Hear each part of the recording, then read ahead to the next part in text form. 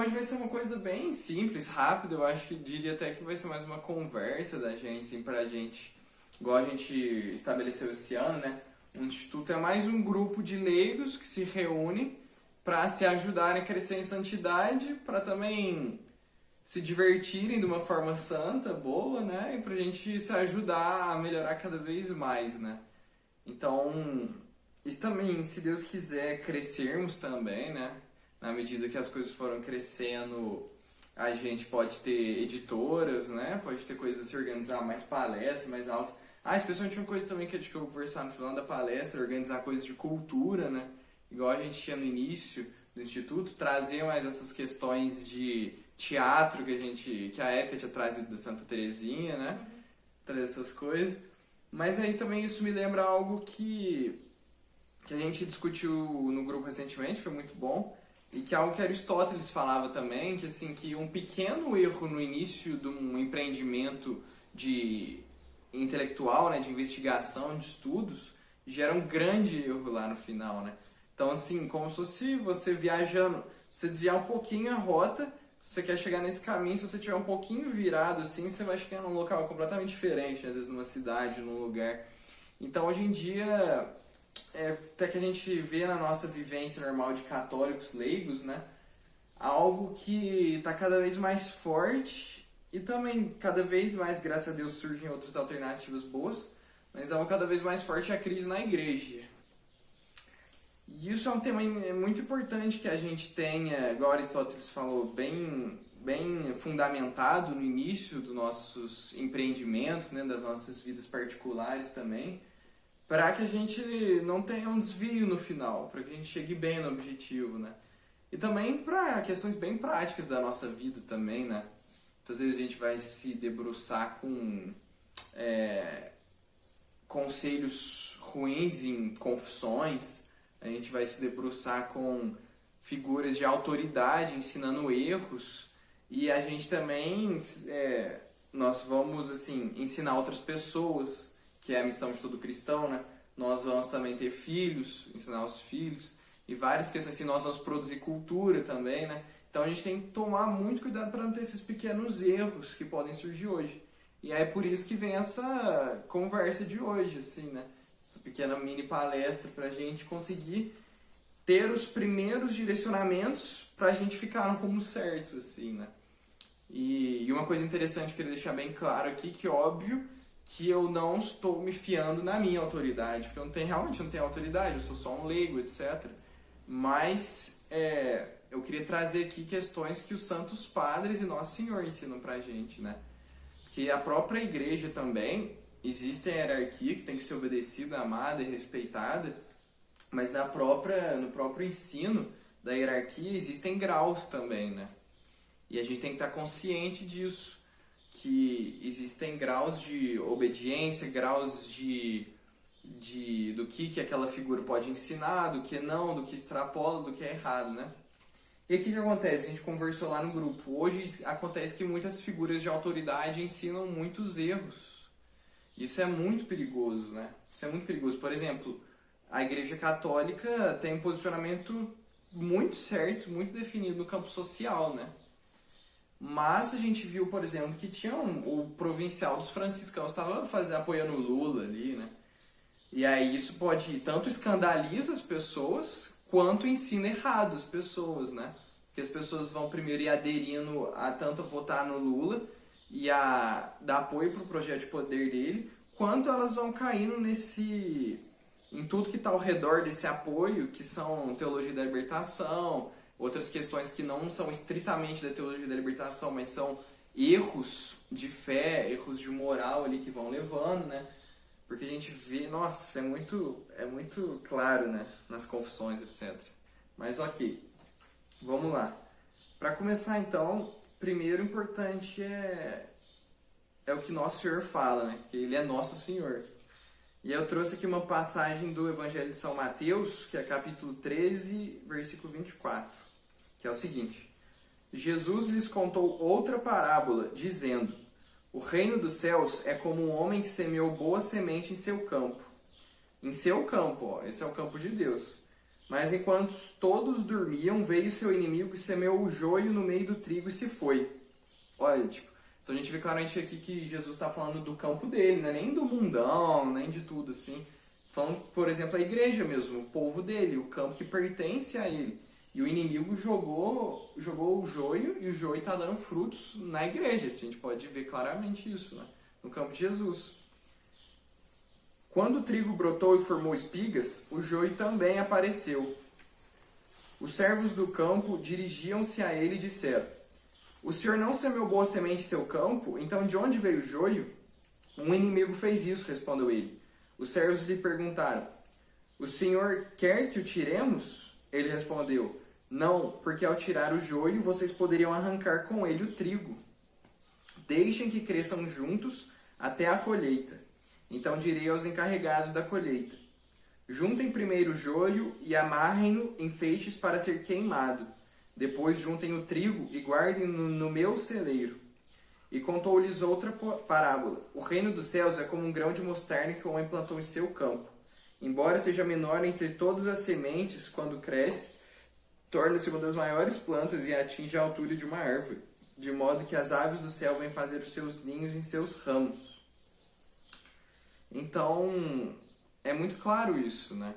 Que vai ter muito joio. E a gente tem que estar preparado para a gente conseguir definir o que é joio e o que é trigo, né? Tanto para a gente se formar bem, quanto para a gente ajudar os outros a se formarem bem. E aí a gente entra, então, no nosso tempo, né? Para não ficar muito abstrato a questão. Eu diria que hoje... Deixa eu entrar na minha colinha aqui. Eu diria que hoje um dos principais erros que nós enfrentamos é um certo laicismo e um certo modernismo. E a teologia da libertação ela é como se fosse uma espécie desse gênero, assim, né? Que é bem maior, bem mais abrangente, que é o inimigo principal. E eu diria que hoje, principalmente, a gente vê, por exemplo, a CNBB, né? A gente vê o Dom Valmor.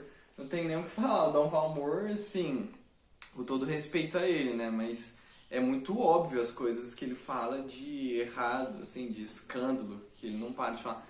Outra coisa que é o maior escândalo de todos, que foi muito bem levantado, são os padres hoje em dia nas nossas paróquias ensinando que todas as religiões salvam, né?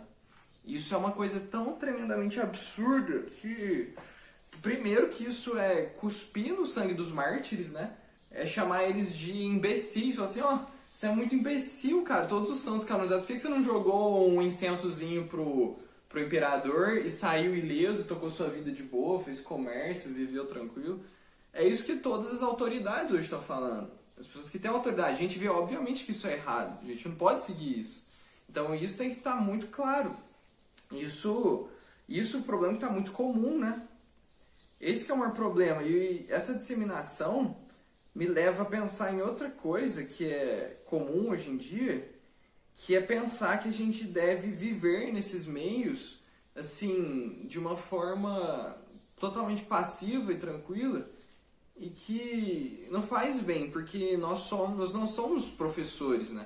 A igreja é o seguinte, a igreja tem os 3 pilares principais, que é as Sagradas Escrituras, o Sagrado Magistério, né, que definiu as Sagradas Escrituras, que deu autoridade para elas, e a tradição. O Catecismo Amarelo fala isso claramente, né? E a tradição ensina, todos os santos doutores da igreja, que existe a igreja docente e a igreja discente. Nós estamos na igreja discente, acho que essa palavra é certa, não é? Nós estamos na parte, a gente não tem essa autoridade de ensino, de poder. O chefe da paróquia é o padre. O chefe da diocese é o bispo. A gente não tem essa autoridade para mudar as coisas, para mexer nas coisas, né? Etc. E a gente está na função de aprender. Então, como a gente vai ficar aprendendo coisas que são assim, danosas para a nossa alma, que tiram a nossa salvação? Porque isso realmente, se você declarar uma coisa dessa, você perde sua salvação, que você perdeu a fé em Jesus. Então, assim, você saiu do caminho. E isso é muito grave.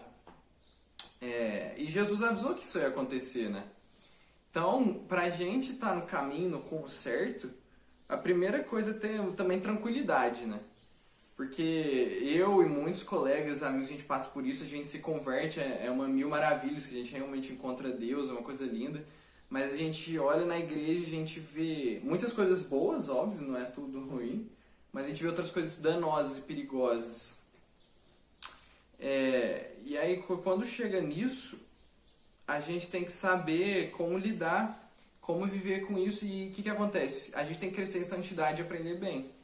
Então, o que eu vejo que seria também um ótimo caminho e que um professor de religião muito bom falou, o filho do Olavo de Carvalho, lá em São Paulo, quando ele foi na BP, que assim, os católicos hoje precisam de visitar mais, precisam de encontrar mais.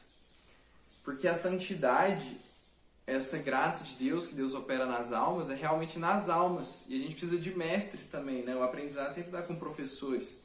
Então, uma das coisas que seriam muito benéficas para nós é nós visitarmos bons pastores, bons padres, boas missas, assim, questões que podem fazer muito bem para a nossa alma.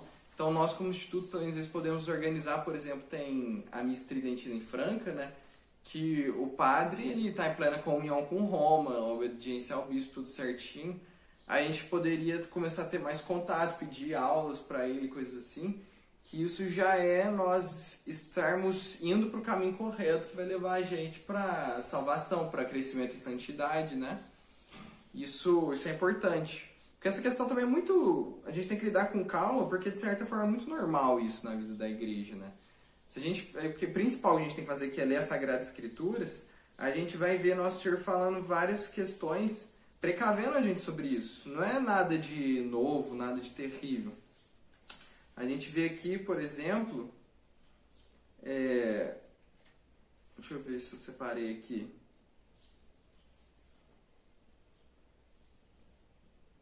Não está na minha cola, mas Nosso Senhor fala dos falsos profetas, né? Claramente, que eles existirão, que eles viriam, que eles ensinariam o erro, que eles iriam arrebatar muitos consigo.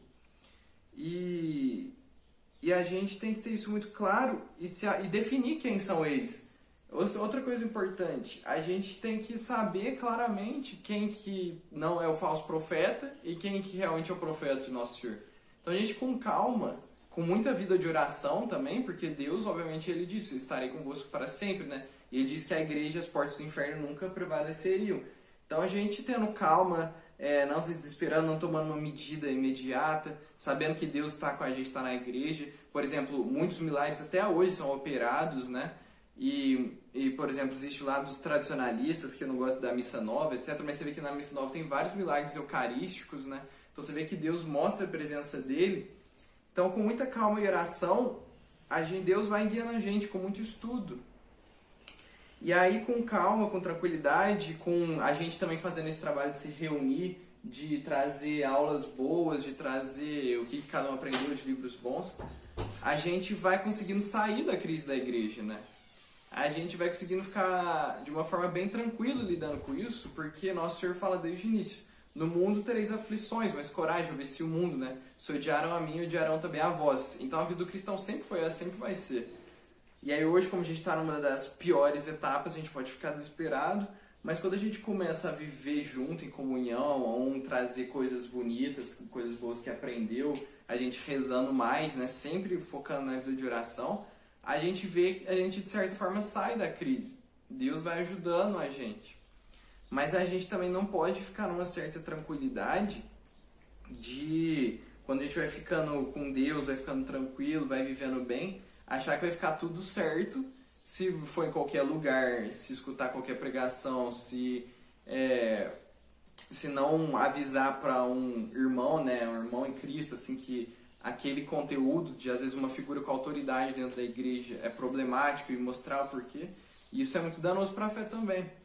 O maior exemplo que eu recomendo que todos estudem, que eu acho que é o maior guia para a gente nos dias de hoje, é a crise ariana, né? A crise ariana é uma coisa perfeita para a gente, para ser luz para nós. O Santo Atanásio, ele, por exemplo, ele foi excomungado por bispos, ele foi exilado pelo imperador romano, porque o império já era cristão, né? Mas os arianos conseguiram fazer com que o imperador, se eu não me engano, Teodósio, ele ficasse do lado deles. E foi muito interessante, porque ele exilou as pessoas que eram verdadeiramente católicas, e isso fez um bem depois para a igreja, porque eles conseguiram se reunir, conseguiram crescer em fé, etc., saber quem estava ariano, quem que não era. E muitos bispos, quase todos os bispos, aderiram ao arianismo, que era assim, uma heresia clara, um pecado muito grave, que é falar que Jesus não é Deus. Tem um monte de coisa diferente. Eles criaram uma igreja paralela dentro da igreja, porque também virou um jogo de poder político. Essa questão dos arianos não era nem apenas uma questão assim de fé, porque naquela época, a fé ela tinha um sentido mais social também. A fé ela era a base política das nações, etc. Então, uma nação que aderia ao arianismo, que tiveram várias, ela expulsava os outros que não comungavam daquele erro. Aí você pensa assim, na época de Santo Atanásio, que foi canonizado posteriormente à crise, ele não tivesse lutado... Por exemplo, o Monsenhor Atanásio Schneider, que eu encontrei em São Paulo, ele é muito bom. E aquele homem é um exemplo de fé, sabe? Você vê que ele tem uma vida de oração muito intensa e tal. Ele tá plena comunhão com Roma, óbvio. Ele tem vários contatos com o Papa Francisco. Mas ele também não deixa de falar o que é errado. E é muito interessante, porque ele foi ordenado no Brasil por Dom Manuel Pestana, em Anápolis, Goiás, porque ele é da Ordem dos Santos Anjos. Lá tem um mosteiro. E Dom Manuel Pestana era um homem muito santo, sabe? Muito estudioso, muito bom. E quando ordenou o Monsenhor Atanasius, ele se chamava Antônio de Pádua, que a mãe dele era muito devota e deu esse nome para ele. E os religiosos da Ordem dos Santos Anjos, eles têm um nome alterado quando eles fazem os votos perpétuos, né? Quando ele foi ser ordenado, Dom Manuel Pestana deu o nome dele de Atanasius e falou que é porque ele seria o novo Atanásio do mundo moderno. Foi tipo uma profecia, assim mesmo. O Monsenhor Atanásio ele é muito humilde, ele não fala isso, mas os outros falam. E hoje em dia ele é um desses melhores bispos que se levantam para defender a fé.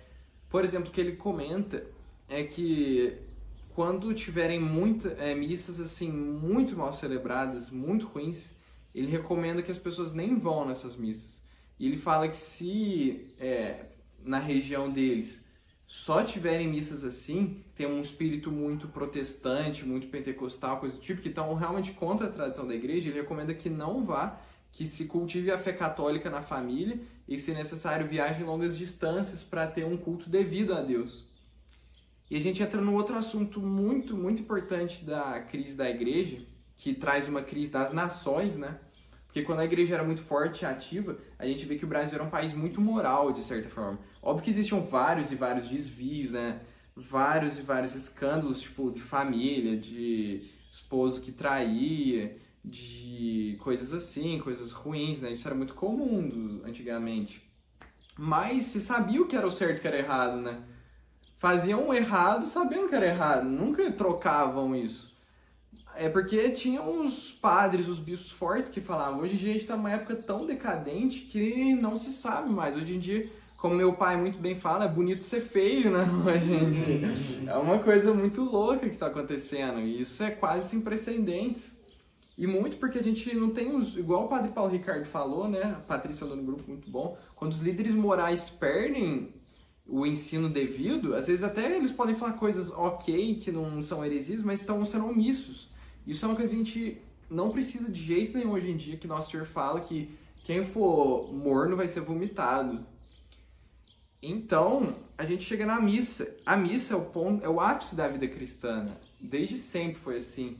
Nosso Senhor, quando ele instituiu, né, no Evangelho de São Lucas, o Padre Paulo sempre reforça, ele fala, eu desejei ardentemente celebrar isso com vocês. Nosso Senhor fala, quem não comer da minha carne, não beber do meu sangue, não terá a vida eterna, né? Ele instituiu, passou para os apóstolos aquilo, e o que acontece? A missa, o Scott Hahn, ele fala muito bem, ela tem vários sentidos, né? Que é o agradecimento, a petição, a penitência, o perdão dos pecados, mas acima de tudo, a adoração a Deus, né? E aí o que acontece? A missa, o que se perdeu hoje em dia é que ela principalmente é o sacrifício de Nosso Senhor Jesus Cristo na cruz, que está acontecendo ali, não novamente, mas é o mesmo sacrifício que se faz presente. Aí que tá. Isso que é muito bonito. Igual na última ceia, quando o nosso Senhor fala, isso é o meu corpo, né? Ele levanta igual ele levantando, porque realmente é para pagar pelos nossos pecados, para tirar o pecado original de Eva, que a gente está nesse mundo distante de Deus, porque esse mundo é meio distante de Deus, né? A gente percebe que a gente não tem esse contato tão forte com Deus. A gente percebe que tem muitos erros nesse mundo. Então, nosso Senhor veio para pagar esses erros, para conseguir fazer a gente passar por esse caminho que vai ser árduo, ele falou, mas para estar lá. E aí vem a missa, que é a gente receber ele. Ele justamente instituiu o pão, porque o pão é o alimento que dá energia para a gente caminhar, para a gente tocar a nossa vida, né? O vinho também é a bebida que dá alegria para a gente, é a bebida que muitas vezes tira o nosso cansaço, que relaxa a gente. Então tem esse simbolismo que ele instituiu, né? Tem um sentido isso. E é isso sendo oferecido para Deus também primordialmente, né? Que é o altar, que é o sacerdote. Essa é uma coisa que se perdeu. E pensa, se o culto máximo, muitas missas nem se fala que é um sacrifício, né? E isso é gravíssimo. Mas no cânon do missal romano, óbvio, tá tudo certo. Essa aqui é a bênção que a gente tem, né? Que o sacerdote, mesmo sem a intenção, acontece transubstanciação. Mas é perigoso quando o sacerdote não ensina isso. E é mais perigoso ainda quando o culto máximo a Deus se tornar algo bobo, que é o que a gente vê hoje em dia, né? Muitas paróquias, a missa é algo muito bobo, com uma música bobinha, meio infantil, ou muito melosa, quando se só fala de coisas sociais ali, aquilo se transforma numa reuniãozinha e meio tosquinha. Que a gente vê hoje em dia que a fé cristã é tida na sociedade como uma coisa meio infantil, né? A gente vê que muitos adultos, pessoas que de renome, têm trabalhos importantes assim, muitos não se convertem e falam, não precisa disso, não, isso é bobo, taranã. A gente vê que hoje em dia é meio estranho falar sobre a fé, falar sobre coisas assim cristãs em certos ambientes sociais, não é? Tipo assim, às vezes na escola, na faculdade, coisas assim. E não era desse jeito. Agora você pensa, no momento máximo que você encontra seu próprio Deus, que você é o verdadeiro Deus fazendo ali presente e se torna algo bobinho, aí realmente a fé vai ser boba, né? Porque se quando você está dialogando e está de frente o que há de mais sagrado na sua vida, hierarquicamente superior a tudo, e você interage assim, aí realmente no resto da fé vai ser algo bobinho, né? Então, muitos santos falam que nossa fé depende do jeito que a gente adora a Eucaristia, né? E esse é um dos principais pontos da crise da igreja. E aí eu vejo que esse é um dos principais pontos também que a gente tem que buscar para a nossa alma e para a sociedade favorecer os melhores ambientes de missa, né? Do sacrifício de Nosso Senhor, que tem sacerdotes que levam aquilo a sério, etc. E, sim, graças a Deus também... Aqui em Paraíso você vê que tem sacerdotes também que são até sérios, etc. Não que está tudo perdido. Mas mesmo assim, se a gente pegar, por exemplo, os documentos do Concílio Vaticano II, é instituído que o canto gregoriano seja a base da missa, né? É instituído que o vernáculo tenha espaço na missa, ou seja, que o latim continue sendo a língua da missa, né? É instituído que seja um sacrifício, que tenha essa questão do sacrificial. E a gente vê que as coisas não estão vindo, né? Elas não são expostas. Então eu vejo que, por exemplo, como o padre é o chefe da paróquia, a gente não tem tanta coisa assim a se fazer, né? O máximo que a gente pode fazer é organizações leigas, que já é muito bom, fazer coisas culturais, né? Mas o mais importante que eu vejo é nós favorecermos santas missas boas, santas missas piedosas. Isso vai guiar a nossa fé. Porque o que acontece? Se o povo de Deus está fazendo coisas erradas, a gente não pode ir junto. Eu trouxe aqui passagens, isso não é coisa também tão nova. Eu trouxe passagens aqui do livro de Jeremias, profeta, né? Que é lá de Israel. E olha só o que Deus fala.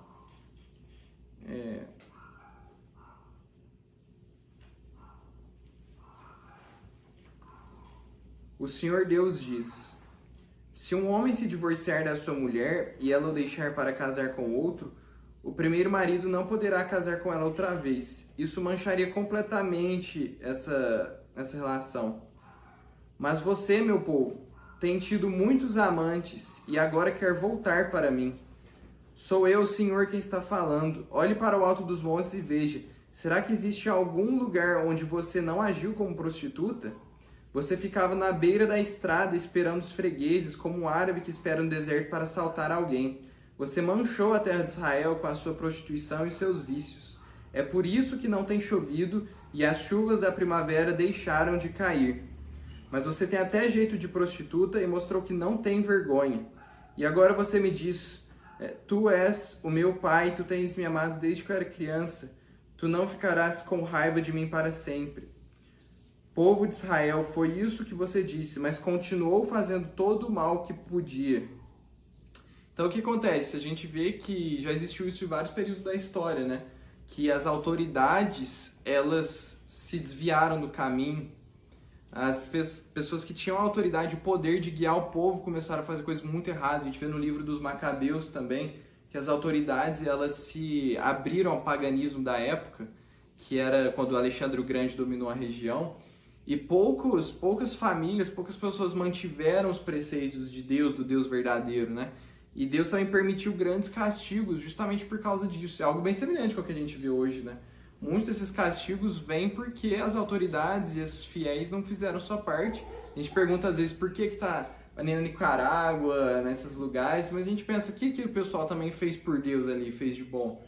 A verdade é que muitos voltaram as costas para Deus, né? Mas essas pessoas são castigadas, a gente não quer ser castigado, né? A gente também quer ser recompensa de Deus. Então a gente tem que estudar essas coisas. E Deus não abandona, olha só o que ele diz no mesmo livro.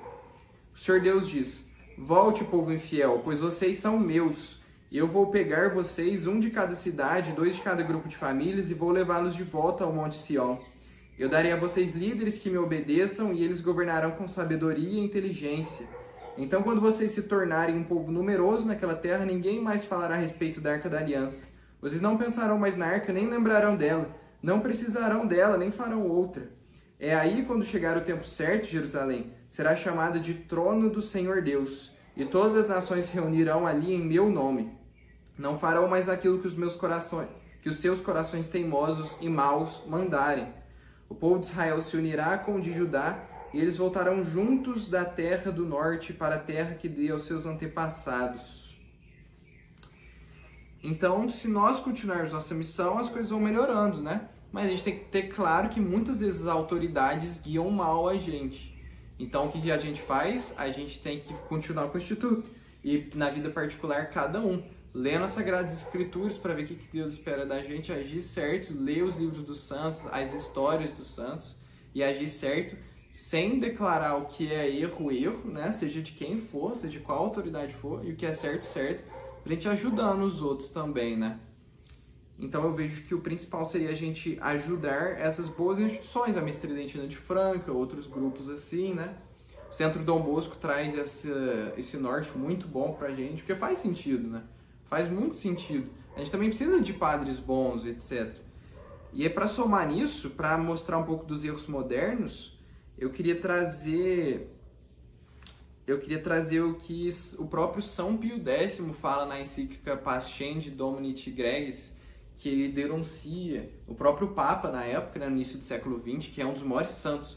O Padre Pio fala que ele é o segundo homem mais puro que já pisou no Vaticano depois de São Pedro. É uma coisa de louco assim, que esse homem fez. Ele tem tantos milagres tão gigantescos na história dele, né? Ele era um homem de profunda humildade, bondade, mas ele também era um homem de muita fé, e uma fé muito certa. Os documentos da igreja, antigamente, eles eram muito exatos, eles tinham uma fórmula. Eles, tipo, se você pega... outra coisa que a gente tem que fazer é ler os documentos antigos da igreja. Não deixar os novos para trás, mas é que os novos, eles são lidos, eles têm que ser interpretados à luz dos antigos, por causa da tradição da igreja, né? Então o que a gente vê que muitos pegam o Concílio Vaticano II e surgem com erros doidos ou outros documentos, é porque eles estão fazendo errado, eles não estão interpretando na luz dos antigos. E para a gente entender aquilo corretamente, a gente tem que ter os antigos, né? Antigamente na igreja os papas sempre pegavam, declaravam algo como errado, falavam assim, acreditar nisso, ensinar isso é totalmente errado, por isso, que seja anátema, seja excomungado imediatamente quem defende isso. Era assim que os documentos da igreja funcionavam. Todos eram assim. Você pode pegar os do Concílio Vaticano I, que são muito bons, que eles definiram alguns dogmas de fé, que eles falam, por exemplo, hoje em dia tem alguns sede vacantistas, né? Mas é dogma de fé que na igreja sempre vai ter uma sucessão de papas. Nunca vai ficar sem papas, assim. E eles falam, quem acredita nisso que seja anátema, ou seja, está fora da fé.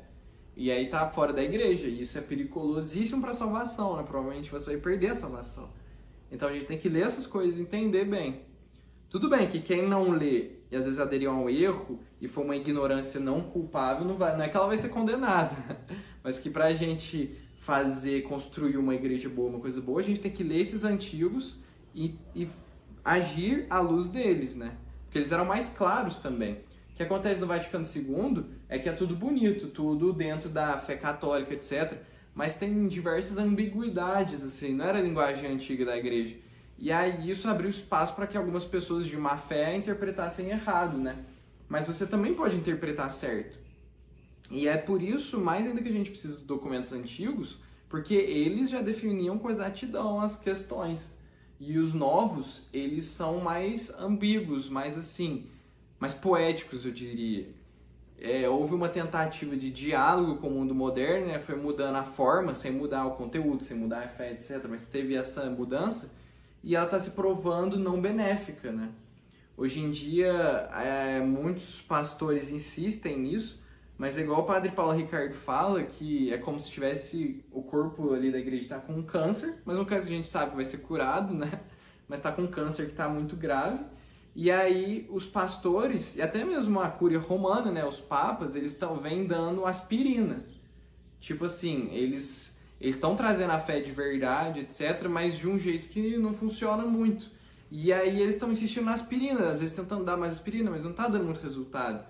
O conteúdo do que eles trazem é bom, mas o jeito muitas vezes não faz bem para as almas, não dá clareza.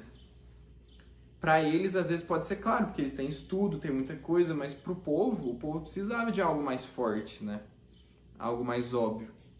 Então, quando a gente começa a ler os documentos antigos, a gente começa a se estabelecer melhor na fé real e evitar os erros modernos. E aí existe essa encíclica, que chama Pascendi Dominici Gregis, que o Papa São Pio X, que ainda era dessa época que a igreja falava de forma um pouco mais exata, ele, com a sua autoridade de Papa, ele vai e fala sobre os erros modernos. Então eu acredito que seja muito bom para a nossa fé se a gente lesse essa encíclica, cada um lesse ela. E eu vou ler algumas partes dela aqui, porque ela elucida muito bem a crise e o caminho bom. Tem ela disponível no site do Vaticano. Então aqui, ó, Carta Encíclica Pascendi Dominici Gregis do Sumo Pontífice Pio X, aos patriarcas, primazes, arcebispos, bispos e outros ordinários em paz e comunhão com a Sé Apostólica, sobre as doutrinas modernistas. Veneráveis irmãos, saúde e bênção apostólica. A introdução. A missão que nos foi divinamente confiada de apacentar o rebanho do Senhor, entre os principais deveres impostos por Cristo, conta o de guardar com todo desvelo o depósito da fé transmitida aos santos, repudiando as profanas novidades de palavras e as oposições de uma ciência enganadora. E, na verdade, esta providência do Supremo Pastor foi em todo o tempo necessária à Igreja Católica, porquanto, devido ao inimigo do gênero humano, nunca faltaram homens de perverso dizer, como está escrito em Atos dos Apóstolos 20:30, ele colocou aqui, vanílocos e sedutores, a carta de São Paulo a Timóteo, capítulo 1, versículo 10, que caídos eles em erro, arrastam os mais ao erro. É a segunda carta de São Paulo a Timóteo. Ele coloca tudo certinho, é muito bonito ler a encíclica por isso. Contudo, a mister confessar que nestes últimos tempos cresceu sobremaneira o número dos inimigos da cruz de Cristo, os quais, com artifícios de todos ardilosos, se esforçam por baldar a virtude vivificante da igreja e solapar pelos alicerces, se dado lhes fosse, o mesmo reino de Jesus Cristo.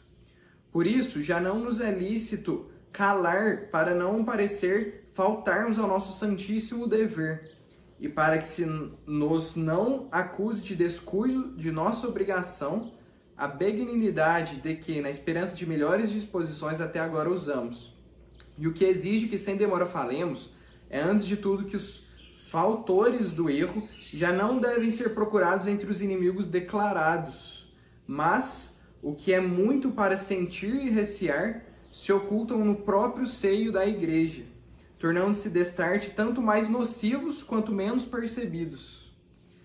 Aludimos, veneráveis irmãos, a muitos membros do laicato católico e também, coisa ainda mais para lastimar, a não poucos do clero, que fingindo amor à igreja e sem nenhum sólido conhecimento de filosofia e teologia, mas embebidos antes das teorias envenenadas dos inimigos da igreja, blasonam, postergando todo o comedimento de reformadores da mesma igreja, e cerrando ousadamente fileiras, se atiram sobre tudo que há de mais santo na obra de Cristo, sem pouparem sequer a mesma pessoa do divino Redentor, que com audácia sacrílega rebaixam a craveira de um puro e simples homem. Pasmem, embora homens de tal casta, que nós os ponhamos no número dos inimigos da igreja.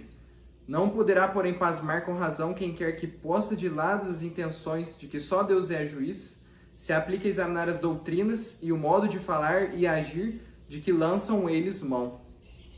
Não se afastará, portanto, da verdade quem os tiver como os mais perigosos inimigos da igreja.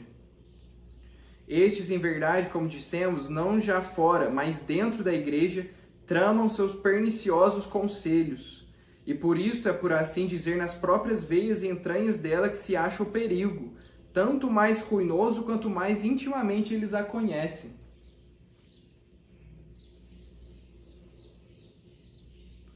Além de que não sobre as ramais e os brotos, mas sobre as mesmas raízes que são a fé e suas fibras mais vitais, é que maneiam eles o machado.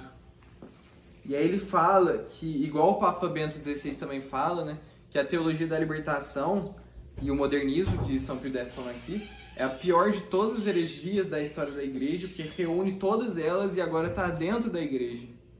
Então agora é mais necessário ainda para a gente estudar a fé da igreja, né, determinar o que é bom, o que é certo, o que não é, e buscar o que é certo para a gente se santificar, para a gente agradar a Deus, para a gente se salvar e salvar os outros. E eu tô lendo o livro, a biografia de Santo Inácio de Loyola, que é uma das melhores coisas que eu já li na minha vida, assim. E que eu acho que devia ser obrigação de todo católico ler. Um papa de fazer uma bula, assim, que obrigasse, assim, os católicos a ler, porque faz muito bem pra gente. E Santo Inácio, né, que, assim, não tem nem o que falar, né? Inácio, Santo Inácio, um belo nome. Ele falava, não basta que eu ame a Deus e proclame, é necessário que todas as almas amem-o e proclamem o louvor do Senhor. E é o que nosso Senhor fala também para todos os discípulos, para ir de evangelizar, né? É necessário isso para a gente se salvar e para a gente amar mais a Deus também. Então é necessário que a gente conheça isso, que a gente passe o que é certo e o que é errado, né? Que a gente tente frequentar meios bons, a gente tente ajudar organizações boas. Deixa eu ver outra coisa que eu separei aqui.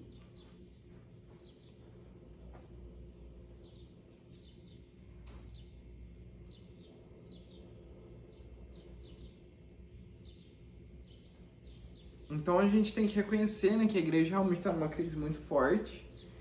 A gente não pode fugir disso, a gente está fugindo da realidade, né? Isso seria contra a fé, contra a verdadeira filosofia, contra tudo que há de real. E reconhecer isso com tranquilidade, com calma, a gente procurar meios bons, procurar boas formações com calma, né? Ver quem realmente está de acordo com a tradição da igreja, o que está realmente certo. Procurar mestres bons, que a gente não se ensina, né? Tem uma homilia maravilhosa do Instituto do Bom Pastor, que é um instituto de sacerdotes muito bons, que ele denuncia alguns erros que acontecem hoje em dia de muitos católicos autodidata, que acabam de ler alguma coisa e já fazem vídeos no YouTube, já fazem várias coisas assim, querendo se proclamar como se fosse um teólogo, assim, proclamando o que é heresia, o que não é, o que é correto, etc. A gente tem que ter essa calma, ter uma formação longa, procurar mestres bons se tiver uma formação longa e boa, né? e favorecendo o bem, favorecendo o certo. Eu recomendo que a gente conheça mais a crise ariana também, porque muitos santos foram formados naquele tempo, que era igual ao nosso, de crise, etc. Mostra que a gente pode ser santo, agindo contra a crise na igreja, né, pelo bem da igreja. E é isso, então eu recomendo o estudo da crise ariana, estudo que a gente tenha calma, muita oração, que a gente lê muita Bíblia, etc. Procure bons pastores, missas muito bem celebradas, de acordo com a tradição. Procure também estudar mais a profundidade da missa, que é uma coisa muito linda, uma coisa que está se perdendo, né? Que é uma coisa que está cada vez mais sendo tratada mal, tratada como se não tivesse algo transcendental, como se fosse algo meramente social, que como se também não tivesse um histórico de tradição muito vasto, como se não tivesse uma profundidade propriamente litúrgica, né? Entender o que é a liturgia, a necessidade de rituais, procurar autores bons que comentam sobre isso, e a gente ter essa formação e continuar com o Instituto, né? E eu vejo também que nós, como leigos, o melhor que nós podemos fazer é frequentar esses locais, né, com sacerdotes bons, que ajudam a gente a se formar, e trabalhar na cultura, né? Então eu acho legal todos do Instituto também ficarem atentos e trazerem isso, organizarem ideias de programas culturais, né? A gente fazer, às vezes, por exemplo, achar um bom cantor, que tem muitos, fazer uma apresentação Noite de Cantigas de Santa Maria, que é a coisa mais linda, assim, cultura ibérica. A gente trazer essas coisas um pouco mais da tradição da igreja, né? Da tradição do povo cristão, que sempre ajudou as pessoas a amarem mais a Deus, né? Essas coisas que foram, assim, provadas pelo tempo, não ficar mais muito com novidade. E é isso. Eu acho que pra gente ser santo hoje, a gente tem que reconhecer que existe a crise, ver os erros das autoridades, mas não se colocar acima das autoridades, né? Ter essa calma, ver então o que os santos padres definiram dogmaticamente, como que era a vida católica quando não tinha bem uma crise, né? Como funcionavam os ofícios católicos quando não tinha crise, etc. Tentar se aproximar ao máximo da tradição, que isso é um dos pilares da fé católica e que está sendo muito solapado, muito deixado de lado. E eu diria que é isso, então, basicamente.